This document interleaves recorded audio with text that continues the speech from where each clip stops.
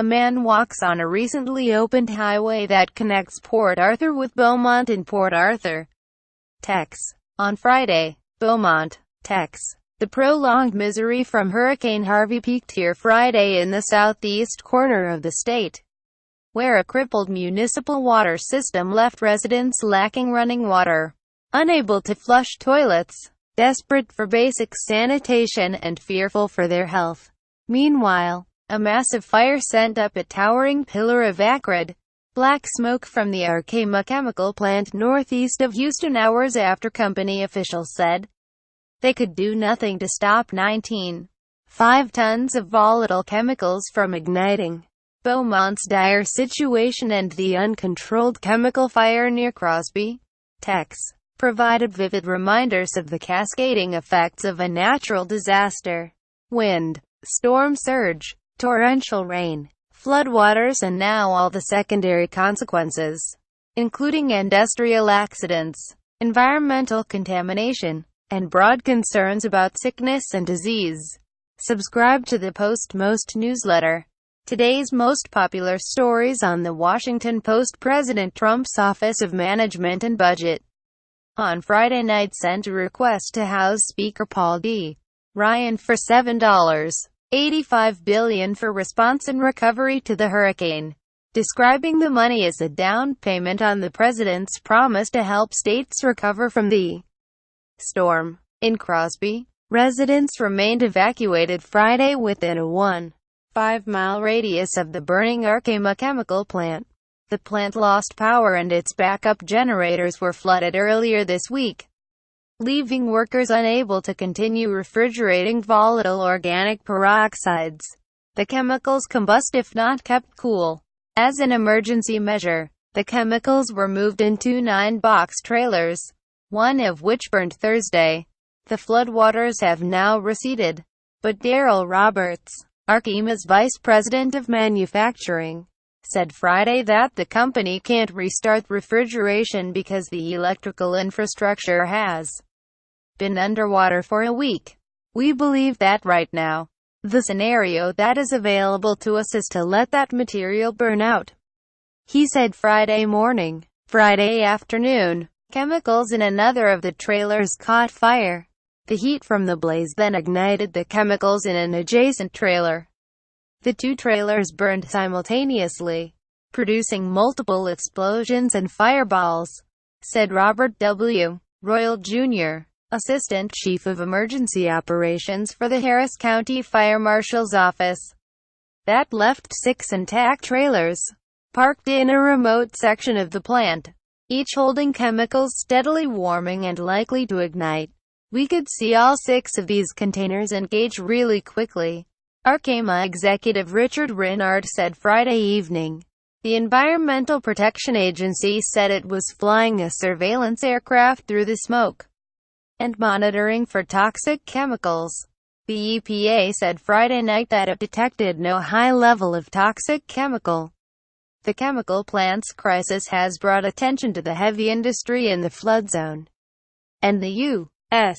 Chemical Safety Board on Friday warned oil and gas companies to be extremely cautious in starting up refineries that shut down as a result of the storm.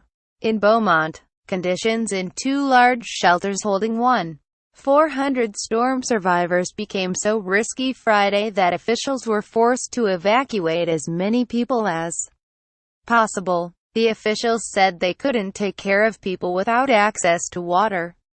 A man walks on a recently opened highway that connects Port Arthur with Beaumont in Port Arthur, Texas. On Friday, many of Beaumont's 118,000 residents tried to leave this week but were blocked by high water when Harvey, still a tropical storm and making a second landfall, turned the city into an island.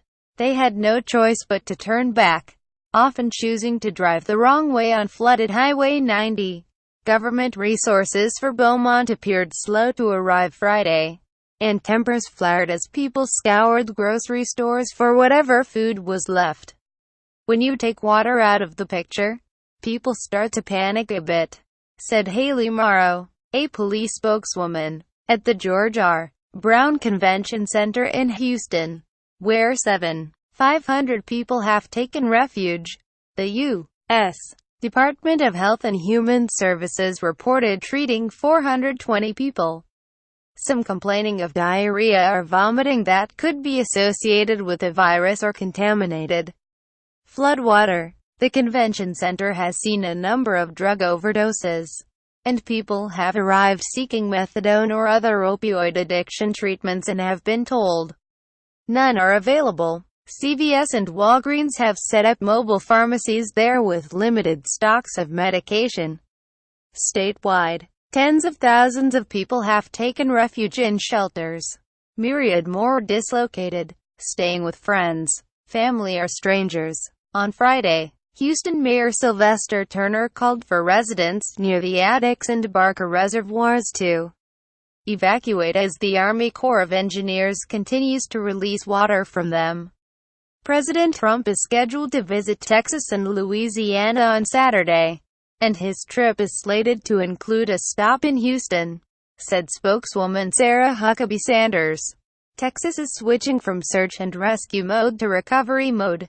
As of midday Friday, officials across Texas had recorded at least 45 deaths confirmed or suspected to be related to the storm. The scarcity of gasoline has become a preoccupation, too, as motorists in many cities even far from the major flood zone have found stations sucked dry. Gov. Greg Abbott, R., blamed media reports about gas shortages and an ensuing rush on the filling stations. There's plenty of gasoline in the state of Texas, Abbott said. Don't worry, we will not run out, and we will be back to our normal pattern before you know it. The weather has cooperated late this week, with bright sunshine replacing days of downpour. A ridge of high pressure in the atmosphere should keep any developing tropical system in the Gulf of Mexico far away from Texas, an improved outlook since Thursday. Most who lost power in the storm now have it back. But American Electric Power, a Texas utility, estimated that the cities of Rockport, Fulton and Aransas Pass would not have power fully restored until Sept.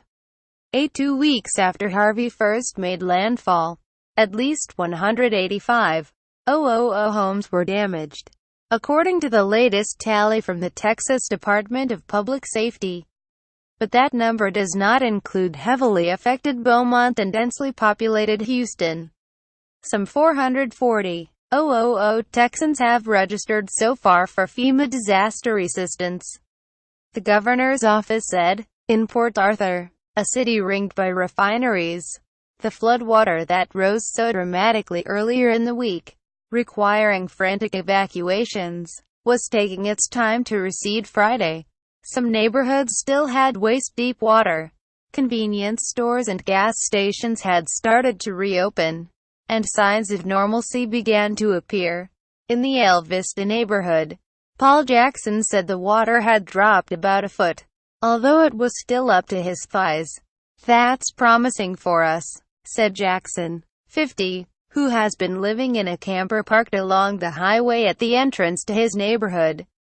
Some residents had begun getting texts from FEMA alerting them that they were eligible for hotel room vouchers. Some in Beaumont managed to fly out of town after an initial attempt to leave by bus was stymied by high water. Others left shelters and returned home.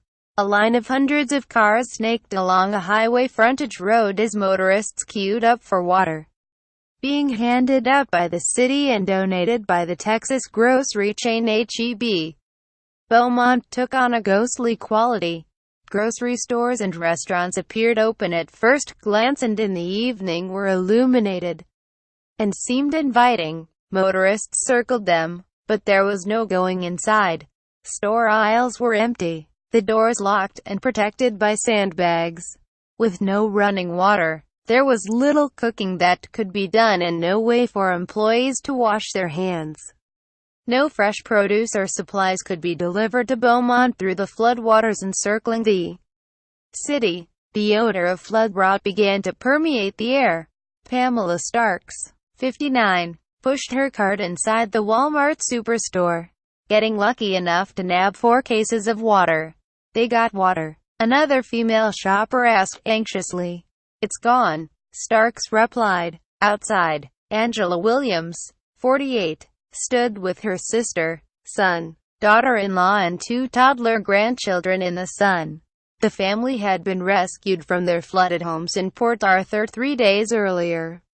Their first shelter flooded. They moved to a second shelter, but there was no food and no water. Now they were crowded 13 people all told into the small home of a friend who also had no running water. It was mid-afternoon, and they had just had their first meal of the day. 1 donut for each person. Frankel reported from Port Arthur, Tex. And Achenbach reported from Washington. Whitney Leeming in Houston. Lee Powell in Port Arthur, Tex. Jorge Rebus in Beaumont, Tex. Arelis R. Hernandez and Avi Selk in Houston. Eva Ruth Moravitz in Austin. And Mark Berman, Wesley Lowery, Lindsay Bever, Stephen Muffson, Brady Dennis, David Farenthold and Angela Fritz in Washington contributed to this report.